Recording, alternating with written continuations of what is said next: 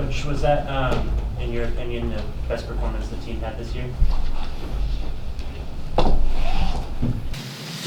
So far? Yeah. I don't know. I mean, I'm getting a little older. My memory slips from time to time, but there certainly were some good performances the early part of the year. So, if I had to be honest, and again, we'll watch the tape and we'll kind of see what we see. I didn't think our possession was very good in the first half.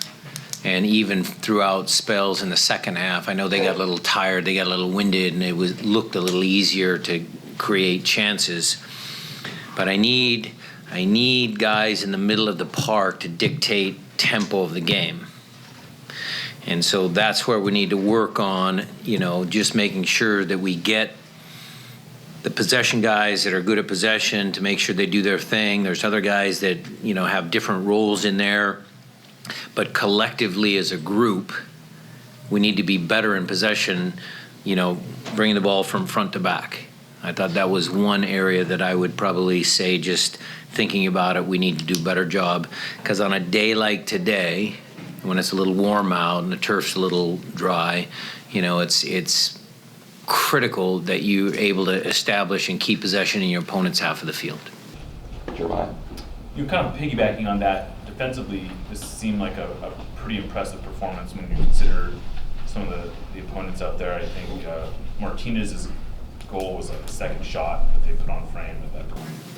Yeah, but they had a couple, not to cut you off, Jeremiah, but they had a couple half chances. I wasn't completely, Miriam's a good player. They created some chances down that side. They had some half chances that could have been full chances. Credit to, I think Christian chased the guy back. I thought Ramon had a pretty strong game. I think we cleaned up some messes. But, I'm not so sure it was one of our best defensive games. I would say that it was, yes, a good game because we only gave up one. We never like giving up, set-piece goals either. But, he is last year's, goals leader, and they're the champs. So yes, it was a challenging game for us because they've got a lot of potential. Andrew? Coach Harriship was one of the guys that had really been with the team as far as during international play. He was one of the mainstays that was on the roster still, and just the fact that he puts that game winner away today. Just your thoughts on his playing over the last few weeks. Steady. It's always steady. I know exactly what I get with Harry when he steps on the field, and that is, for coaches, that's a comforting thought. So when Harry fits in through injury or Harry fits in through a tactical adjustment you want to make, I thought when he came on in our last match, he kind of sparked that. So whether it's tactical injuries or whatever, I know what I get with Harry, and today he was rewarded with a goal. Maz? Yeah, thanks. So, given the offense, that ability to create goals where you score, they score, and then you're able to get that one. I know defensively you sound like you're not happy, but offensively, that ability, what can you say about the ability of this team to generate a goal when it's needed? I'll let, the stats guys, Ravi Rabameni, the guys expected goals, all of that, we'll get that information here pretty quick. You guys might already have it, I don't know. But, I thought our overall play in the attack was good. I thought we had some good moments. The left and the right side was balanced. Obviously, you guys saw, Raul's quality on his goal right down the middle of the field. So if you can balance, you can have, your center forward doing stuff like that, we become a dangerous attacking team. Felipe? So, Coach, as a coach, you have all your, or most of the players back from duty with their national teams. As a coach, how easy is for you to plan your training, your games when you have a lot of choices to come and perform during the game? Planning training is easy because I have a really great staff. Gonzalo, Jimmy, and Preki do most of that work. But when it comes to game decisions as to who starts, then it becomes challenging. It's always going to be tough with a team like the Seattle Sounders that we always strive to have a very high quality team. And so I will take Javier as an example. mean, Roman and Kim played well today, but Javier is the future of our club. And so how do I get him involved in some of the games? It's challenging. You know, I left young Alex Roldan off the bench, but if you remember, he was the one that played the ball to Nico to get the penalty against Columbus. I mean, from this part of the roster even to this part of the roster, there's very challenging choices that we have to make. But what that does is it drives the whole performance of the group to a higher level because they understand that there's a chance that I could play or there's a chance I might not play. Steven? Kelvin Leardom subbed off today. What was the thought behind bringing Abdul Salam on? I needed fresh legs. I thought Kelvin had his hands full with Miram, and you noticed immediately when Saad came on, he did bring exactly what we needed. What the game needed was a bunch of energy down that side and, you know, a little bit of stability there on our goal kicks. He was the target. I mean, there was a lot of reasons why we kind of, you know, put him in the game. Mickey? Speaking of the subs, Nuhu and Delham also came in. All of them seem to be effective. I just want to get your thoughts on how the subs did closing out the game. Great. I mean, you saw Nuhu do what he does best. You know, he energizes the crowd. He wins his tackles. He wins his duels. You know, he sprints up and he goes out into the corner, which is smart, you know. So he did a lot of good things. And Jordi Delem, again, comes in and, you know, puts the brake on a lot of their attacking transition moments. So I was very pleased with all three of those young men coming on the field. Head over to Ari. Yeah, Coach, you mentioned Raul, he gets the goal in his first start back. What did you think of that little maneuver he played? I don't know how he does it. Well, I know how he does it. It's just desire. The guy wants to score goals. I mean, that's who he is. That's part of his DNA. So he absolutely earned that goal through this, but then he had the technical ability, the awareness, the savvy to, you know, once he got around the final guy, okay, there's the goal, there's the goalkeeper, and put the ball in the back of the net. That was not an easy goal, and he makes it look easy. Joe? Coach, what are your thoughts on Schmetzer and Torres' performances today? Good. I mean, they solid.